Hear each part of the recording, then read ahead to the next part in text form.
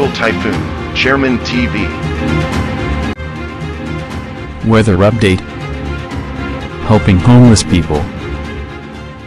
Please subscribe.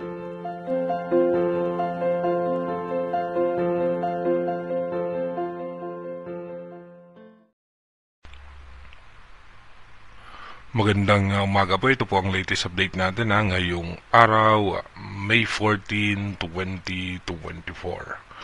Umiiral nga po sa ating bansa yung frontal system. Apektado nga po niya ng extreme northern Luzon at maging ang Luzon.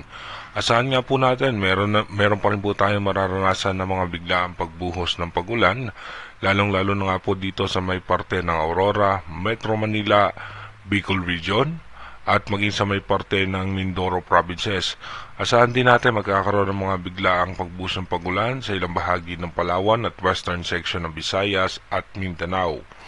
Habang yung low pressure area pa rin na minomonitor natin, stationary pa rin po yan sa labas ng Philippine Area of Responsibility at malayo pa rin po yan.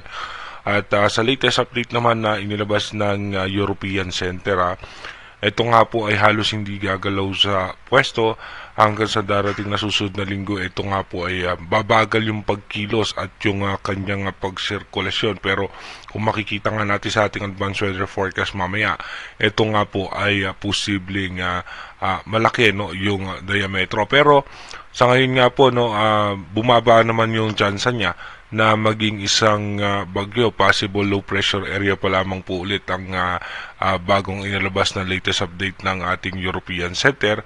Kaya manatili tayong tumutok sa ating advanced weather forecast para malaman natin yung posibleng senaryo nito. At bukod nga po dyan, meron tayong posibleng panibagong sama ng panahon na mabubuo dito nga po sa may parte ng eastern section naman ng Taiwan.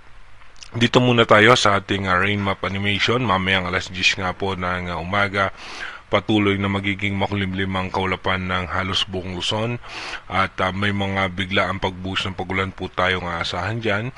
Hanggang dito po yan sa parte ng Bicol Region at Mindoro Provinces. Asahan din natin sa may parte ng Palawan at western section ng Mindanao.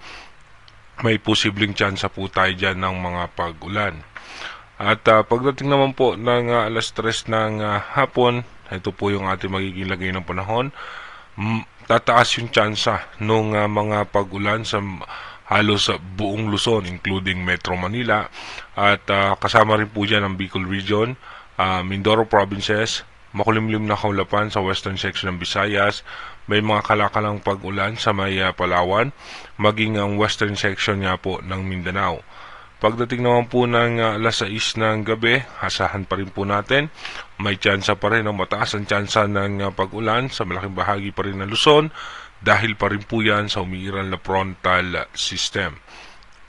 Dito nga po sa ating advanced weather forecast, bukas nga po May 15, meron pa rin tayong umiiral na frontal system at possible nga magkakaroon tayo ng dahan-dahang transition. Kung mapapansin nga po natin, pagdating nga po ng May 16, mas lalakas pa nga itong frontal system at posible magdala pa rin po yan ng pagulan sa may parte ng Luzon.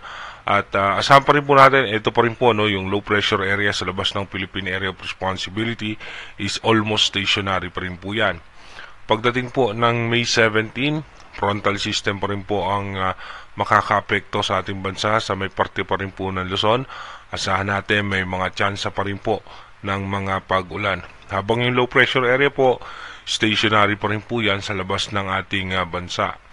Pagdating naman po ng May 18, dito po mapapansin natin, easterlies po ay maapektuhan na naman po yung ating bansa, kaya makakaranas na naman tayo ng malinsangang panahon.